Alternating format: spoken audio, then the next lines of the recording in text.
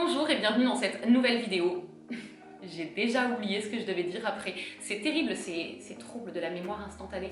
J'ai l'impression d'être Dory dans Nemo, vous savez, dès qu'elle dit un truc, elle oublie systématiquement la suite. Bah je suis un peu pareil, alors je vais aller chercher mon anti-sèche de vieille et on passe tout de suite à la suite de cette vidéo. On garde ça comme ça. Je ne sais pas si vous aurez remarqué, mais j'ai aujourd'hui fait un parfait effort pour m'assortir à mon décor tout de Missoni vêtu. C'est également la marque des coussins que vous pouvez observer derrière moi. Ce qui me permet de trouver une petite transition pour amener sur le devant de la scène le sujet de la vidéo d'aujourd'hui qui sera un haul seconde main. Je vais vous présenter des pièces de décoration que j'ai chinées récemment entre la précédente vidéo haul décoration que je vous avais fait et aujourd'hui, mais également, une fois n'est pas coutume, des pièces de mode. Alors, pour commencer cette vidéo, après cette introduction sans fin, je voudrais vous raconter une petite anecdote comme on les aime et vous raconter la première pièce de seconde main que j'ai achetée. Alors, j'étais en 5e, alors je ne sais pas du tout quel âge on a quand on est en 5e, mais on ne doit pas être très âgé et je m'étais acheté une écharpe Burberry sur eBay. À l'époque, c'était un peu le seul site qu'on avait pour pouvoir acheter de la seconde main. eBay, c'était ce qui me permettait le plus facilement d'avoir accès à ce rêve d'écharpe en cachemire que j'avais. Donc, j'avais économisé mes petits babysitting et mon argent de poche de l'époque. Et mon papa m'avait aidé à faire les enchères en ligne pour mettre la main sur cette écharpe qui m'avait coûté, il me semble, 35-45 €, un très petit prix mais qui était pour moi très élevé avec les revenus, avec l'argent que je possédais à moins de 15 ans et elle était à ce prix là parce qu'il me semble qu'elle était trouée. Elle avait 3 petits trous de mythe mais moi je m'en foutais complètement. Ce que je voulais c'était mon écharpe Burberry comme je voyais dans les magazines que je lisais en cachette dans ma chambre puisque j'ai toujours été passionnée de mode depuis vraiment toute petite. Je rêvais d'être styliste quand j'étais petite, voilà, je rêvais de créer des collections, de créer des robes de princesse. J'ai toujours aimé la mode et puis après la décoration a suivi dans une logique, c'est-à-dire que quand on aime effectivement tout ce qui est esthétique, quand on aime le jeu des formes, des couleurs, des matières, je trouve que les deux se répondent plutôt bien. Voilà, il me semble que je suis allée très loin dans l'anecdote et j'ai complètement perdu le fil de ma pensée. On reprend. Vous l'aurez compris, la première chose qui m'a attirée vers la seconde main, c'est l'aspect économique. J'étais en 5e, j'étais petite, je n'avais clairement aucune conscience de tout ce qui est écologique, etc. Et d'ailleurs, je pense qu'à l'époque, car vraiment ça remonte, hein, l'époque de MSN 1. Donc oui, on est clairement sur un autre siècle. Voilà, on n'avait pas toute cette prise de conscience écologique et d'ailleurs je crois qu'on n'en parlait pas tant que ça. Moi la seule chose que je connaissais c'est pas Versailles ici que nous disait maman pour qu'on éteigne les lumières dans la maison. C'était de devoir couper l'eau quand je me lavais les dents et de devoir mettre les cartons dans la poubelle jaune, même si je dois reconnaître que la poubelle jaune me terrifiait, non pas pour le concept de poubelle, car vous savez que j'adore les poubelles, mais celle-ci se rangeait dans le garage et le garage dans la maison que j'habitais à l'époque où les poubelles jaunes sont arrivées dans ma vie. C'était une pièce très sombre au fond d'un couloir lui-même très sombre et moi j'étais une petite fille qui dormait avec 50 loupiottes, 70 doudous et qui vérifiait sous son lit le soir que personne n'y était caché. Donc niveau de flippette maximal. Donc voilà, autant vous dire que aller jeter un carton dans la poubelle jaune me terrorisait au plus haut point. J'avais l'impression que quand j'ouvrais le verrou qui séparait le couloir du garage, il y avait quelqu'un qui allait surgir de la porte qui avait à côté, je crois, toute ma vie. Donc la porte qui était à côté où il y avait la chambre de mes parents qui était dans le noir, hein, puisque ce n'est pas Versailles ici, et j'avais toujours l'impression qu'il allait y avoir un monsieur qui allait surgir et qui allait me planter un couteau sous le bras quand j'allais dans le garage, voilà. L'imagination de l'enfant, donc j'avoue, il m'est déjà arrivé de planquer les briques de lait dans la poubelle régulière, de faire semblant d'être allé à la poubelle jaune et pardon, pardon à l'univers, pardon à la planète, car de cette façon j'ai contribué aux dégâts qu'on connaît aujourd'hui. Mais désormais je fais beaucoup plus attention. La deuxième chose qui m'a fait aller vers la seconde main, c'est l'aspect un peu unique des pièces qu'on va trouver lorsqu'on achète des anciennes collections, lorsqu'on achète du vintage. Prenons l'exemple typique des mariages par exemple. Je pense que nous avons toutes les filles cette phobie d'arriver dans un mariage. Alors je dis les filles parce que bon, les mecs dans les mariages, tous les mêmes. Ouh, cravate rose, cravate bleue. Gros kiff. Mais nous on a une pression sur les épaules, il faut être, voilà, limite on veut tout être plus belle que la mariée, hein, alors que c'est détestable, hein. Quand je me suis mariée je voulais que personne ne soit plus belle que moi, j'ai failli l'écrire sur le save the date, genre merci de ne pas pousser l'effort jusqu'au maximum du truc pour me laisser la vedette, mais bref, on a envie d'être belle, on a envie d'être bien habillée et surtout on ne veut pas être habillée pareil qu'une copine ou qu'une parfaite inconnue, parce que bon, soit on a la chance de mieux porter la tenue que l'autre et ça passe mais c'est agaçant parce que pendant toute la soirée, tout le monde va vous dire « Ah, mais t'as la même robe que machin !» Et franchement, non, personne n'a envie de s'entendre dire ça dans un mariage. Et si l'autre a l'audace, l'outrecuidance de porter la robe mieux que vous, bon bah là c'est carrément la débandade de morue. Donc effectivement, pour éviter cet écueil dans les mariages, j'achète toujours mes robes en seconde main, en particulier sur le vestiaire collectif.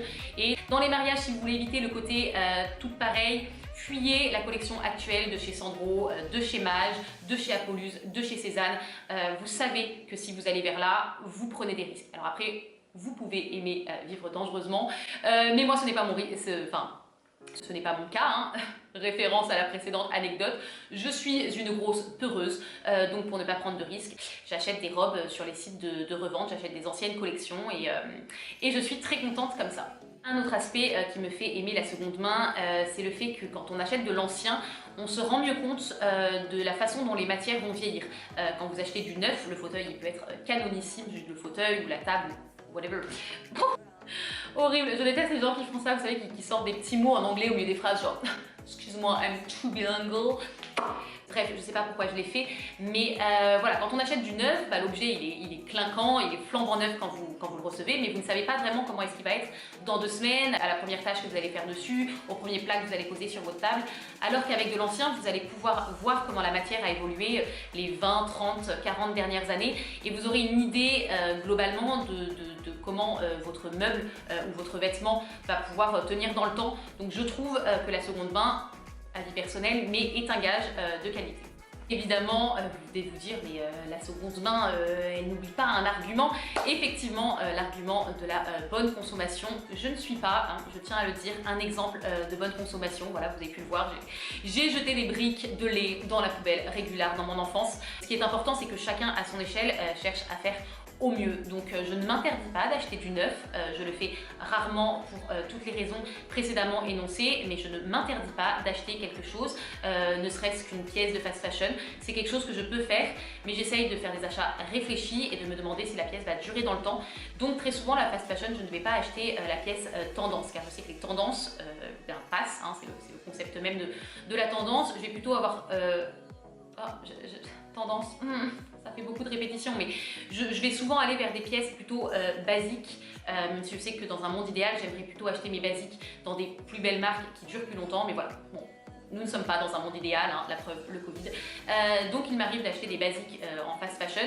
Il me semble que ce qui est important, c'est d'acheter des choses qui vont durer dans le temps et que voilà, l'empreinte écologique est moindre quand on rentabilise les produits qu'on achète.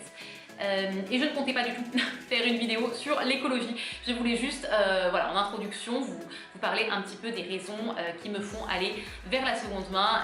Et je pense que j'ai déjà énormément parlé. Je m'éloigne de plus en plus du sujet et nous allons donc nous recentrer sur l'essentiel, à savoir ce haul décoration et mode seconde main. La première pièce de décoration que j'ai achetée, enfin non, c'est pas du tout la première, c'est la dernière pièce de décoration que j'ai achetée. Il s'agit de ce lustre. Alors là, je vais vous faire un petit encart vidéo car évidemment, je ne l'ai pas à la main pendant que je tourne.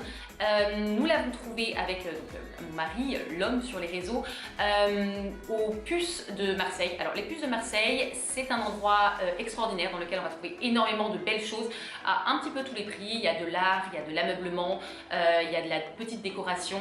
La sélection est très large parce qu'il y a différents brocantes. On a tout regardé, on a tout visité et là tout d'un coup au loin, paf, je vois ce lustre dont je rêvais depuis très longtemps. Donc il s'agit d'un lustre en verre de Murano avec un côté très ancien, très vintage, très coloré, très kitsch. Enfin vraiment, bon voilà, vous commencez à le savoir, tout ce que j'aime et je le vois au loin et je sais que je recherche cette pièce à ce moment-là parce que c'est sur ma liste de pièces de déco que je cherche pour mon prochain appartement et jusqu'à présent j'en avais trouvé que à des prix assez élevés, au minimum à 500 € il me semble, et avec des prix allant jusqu'à 1500 €. Je vous avoue que je ne les ai pas sous la main là tout de suite maintenant pour un lustre. Et par curiosité, je demande quand même au monsieur qui tient le stand combien il coûte et là le monsieur me dit 70 €. Ce prix-là, je ne me voyais pas le laisser passer. Donc on l'a pris, le mec est monté chercher le lustre au milieu d'un amas de choses. J'ai cru qu'il n'y arriverait jamais. et on l'a ramené dans un sac plastique dans tout Marseille alors qu'on était en Vespa. Donc pas le truc le plus pratique que de circuler voilà, avec un sac avec un lustre de 50 kg au bout du bras, mais il est arrivé en parfait état à la maison. Ensuite je l'ai nettoyé pour lui redonner un petit côté un peu plus frais, hein, comme souvent avec les pièces qu'on chine, il ne faut pas hésiter à les passer un petit peu au nettoyage. J'ai utilisé un mélange d'eau chaude et de bicarbonate de soude. Bicarbonate de soude ou bicarbonate de sodium? Je sais plus, enfin vous savez cette petite poudre blanche qui fait un petit peu tout. Donc voilà, je l'ai un petit peu frotté comme ça. Et d'ailleurs, toujours avec cette poudre blanche, je vous mettrai le nom quand j'aurai vérifié sur la boîte comment ça s'appelle exactement. Je l'utilise également quand j'achète des meubles en seconde main qui sentent mauvais.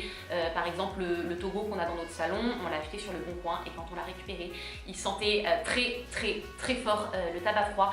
Et je vous avoue que c'est une odeur qui est un petit peu écœurante et dans laquelle on n'a pas vraiment envie de vivre, surtout que la première fois du coup je me suis assise dedans, quand je me suis relevée, je sentais mais comme si je sortais des fumoirs, vous savez, dans les boîtes de nuit.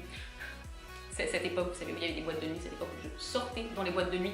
Bref, c'était franchement dégoûtant et on a regardé sur internet et si vous mélangez donc du bicarbonate de soude, sodium, avec de l'eau chaude et du citron, vous mettez dans un vaporisateur, vous vaporisez sur les meubles et ça enlève l'odeur. Nous on l'a fait 2-3 fois sur l'espace de 2-3 jours et ensuite il était, voilà, au niveau odeur, il était comme neuf et j'ai pu enfin commencer à m'installer dedans et je pense que vous l'avez remarqué, voilà, sur Instagram, je passe ma journée dans mon Togo. Donc ça, c'était le petit conseil ménage du jour. La seconde pièce déco dont je voudrais vous parler, il s'agit d'un chariot que nous avons acheté pour la cuisine. Nous l'avons trouvé chez Joli Rouge. C'est une boutique de seconde main à Marseille qui est dans mon quartier. Donc ça tombe plutôt bien parce que quand on l'a trouvé, on a dû le ramener à pied, donc en traînant notre chariot comme ça à travers toutes les rues de Noailles. Certaines personnes, quand je l'ai montré un petit peu en story sur Instagram, m'ont dit que ça avait un petit côté glauque parce qu'il s'agit effectivement d'un vieux chariot d'hôpital. Mais je vous avoue que moi je vois pas du tout le côté glauque, je vois le côté pratique parce que c'est une grande desserte. Je vois le côté esthétique du fait que c'est une desserte qui ne ressemble pas à toutes celles qu'on voit énormément, vous savez, en doré avec les roues, même si je trouve ça absolument magnifique, mais plutôt pour le salon, pour le coup, plutôt pour un bar.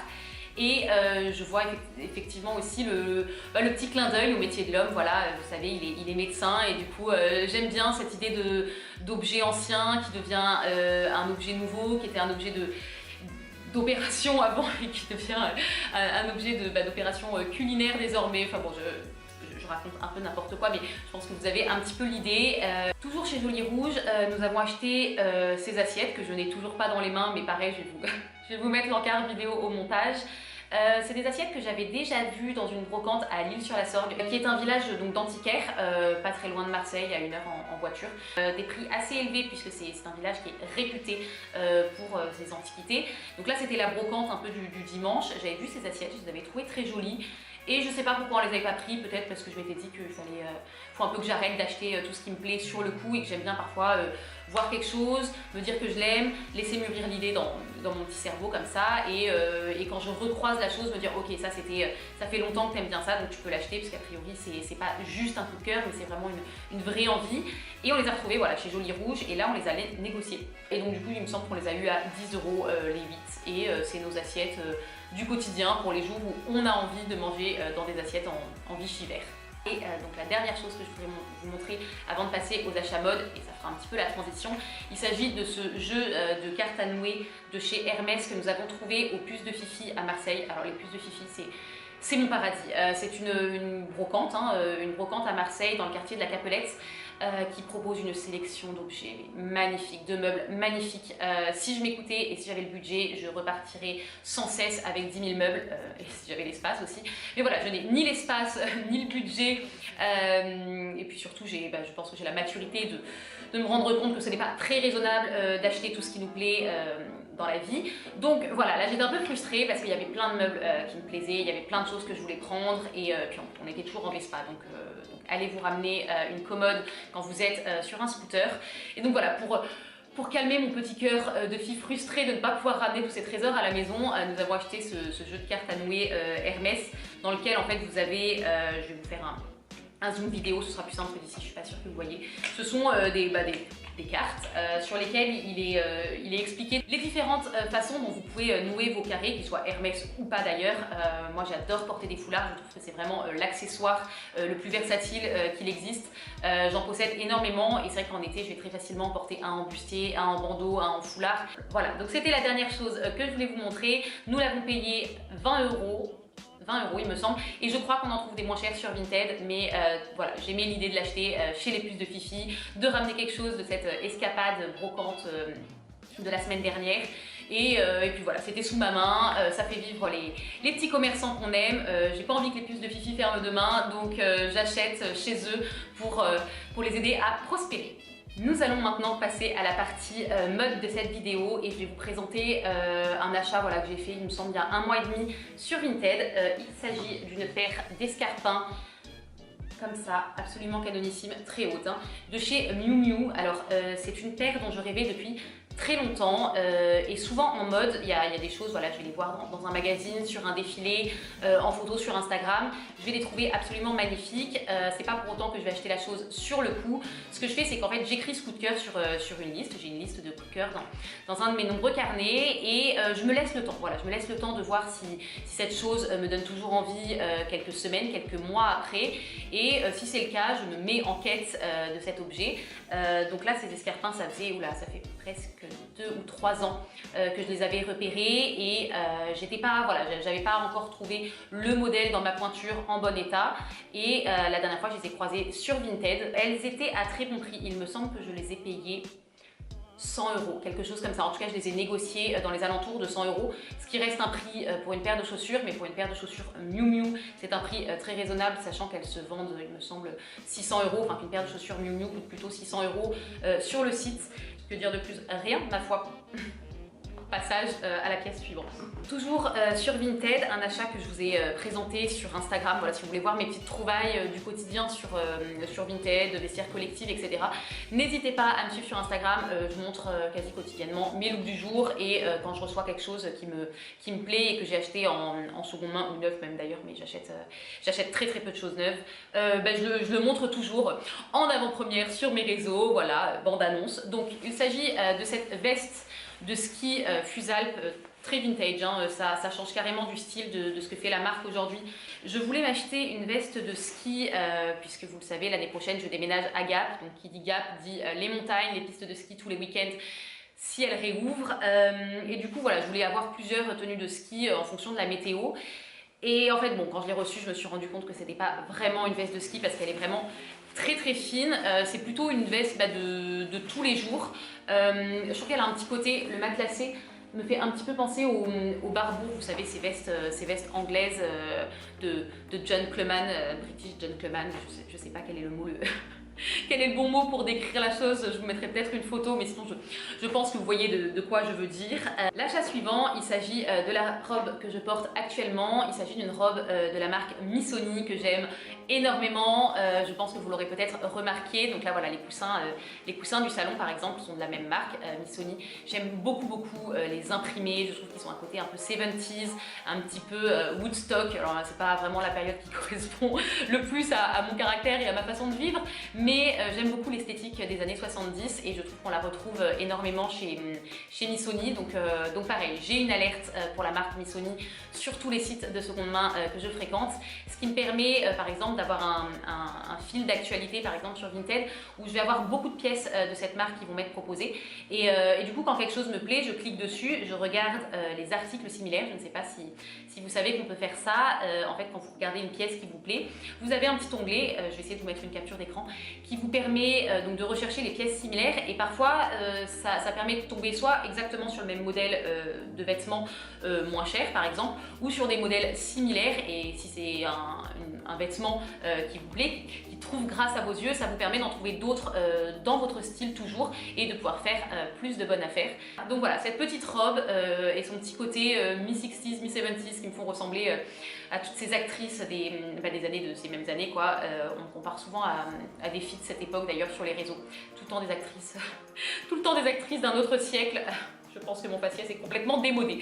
Bref, en tout cas, j'aime cette robe, j'aime la porter et je trouve qu'elle est très adaptée à la mi-saison dans le sud. La dernière pièce mode que je veux vous présenter aujourd'hui, il s'agit de ce Jackie Gucci trouvé sur Vinted. Alors, concernant le luxe sur Vinted, il faut faire très attention puisqu'il y a beaucoup de petits malins qui essayent de vous arnaquer en vous vendant des choses très chères qui sont totalement fausses. C'est ce qui m'est arrivé il y a quelques années. J'avais acheté un saddlebag de chez Dior. J'étais très heureuse de mon achat. Jusqu'à ce que je me rende compte qu'il y avait un petit truc bizarre. Je trouvais que mon saddle ressemblait un peu moins à ceux que je voyais sur Instagram. Voilà, je trouvais qu'au niveau du dé qui pend sur la selle, je montrerai, c'était un petit peu curieux, il était un petit peu plus court et surtout je trouvais que la doublure à l'intérieur du sac partait très rapidement en lambeaux. Elle était dans une matière qui faisait pas très quali et je savais que c'était un modèle vintage, donc souvent les modèles vintage voilà, n'ont pas les mêmes finitions que les rééditions, mais je sentais qu'il y avait un truc et un jour je me suis dit c'est pas possible, je peux pas porter, enfin moi éthiquement parlant je n'arrive pas à porter un sac faux à mon bras, je ne me sens pas de porter de la contrefaçon et c'est d'ailleurs la raison pour laquelle je ne porte plus ce sac et j'avoue que j'ai été un petit peu je l'ai eu là quand je me suis rendu compte que je m'étais fait arnaquer et que j'avais acheté 300 balles un sac qui en vaut 0. Donc maintenant je fais beaucoup plus attention et ce que je fais quand je veux acheter un modèle sur un site qui n'a pas de service d'authentification, j'essaye d'aller voir les photos du même modèle sur un site avec authentification, je vais comparer les finitions. Alors là pour ce sac j'ai comparé avec des photos que j'avais trouvées sur Vestiaire Collective, mais j'ai également comparé avec l'autre Jackie que j'ai déjà à la maison. Voilà, quand j'aime je ne compte pas, donc c'est le deuxième que je m'offre cette année. Le premier il est en monogramme, vous avez dû voilà, un petit peu le voir sur mes photos. Mais j'ai comparé les finitions, j'ai comparé la fermeture éclair, j'ai comparé voilà, le fermoir comme ça, je ne sais pas si vous voyez bien. Le numéro de série à l'intérieur, pareil, est-ce qu'il était au bon endroit, est-ce qu'il avait la bonne série de chiffres, le même nombre de chiffres que sur le mien. J'ai comparé voilà, des tout petits détails, mais est-ce que les coutures, vous voyez toutes les coutures là, est-ce qu'elles sont droites, est-ce qu'il y a une reprise de fil. Sur un sac de luxe, vous n'avez pas de reprise de fil, vous n'avez pas des coutures de travers, tout est censé être régulier. La doublure, alors je ne sais pas si je peux vous montrer ce qu'il y a à l'intérieur du sac, parce que je pense qu'il est rempli de masques.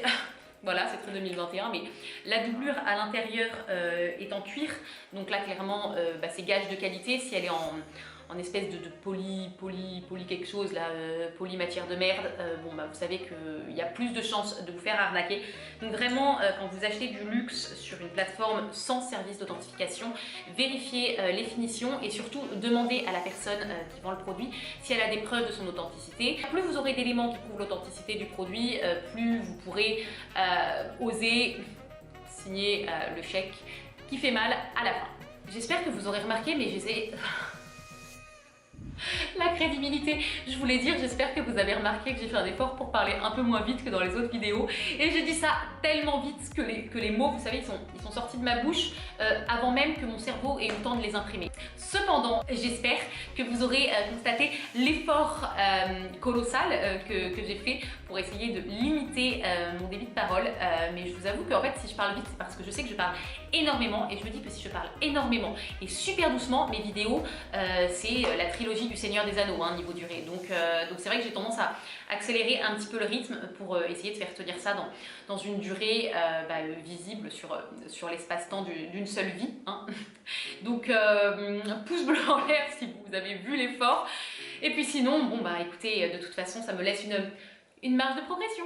Cette vidéo est maintenant terminée, j'espère que vous aurez apprécié ce format. N'hésitez pas à me dire si vous voulez que je fasse d'autres vidéos dans ce style, voilà, de haul, décoration et mode seconde main, si vous voulez que je parle un petit peu plus de mode. Merci mille fois pour l'accueil que vous faites à mes vidéos, merci pour vos petits mots, merci pour tout. Voilà, j'ai l'impression de faire un discours de remerciement des Oscars et en général, quand je commence à faire ça, c'est qu'il est temps de couper la caméra et on se retrouve très bientôt.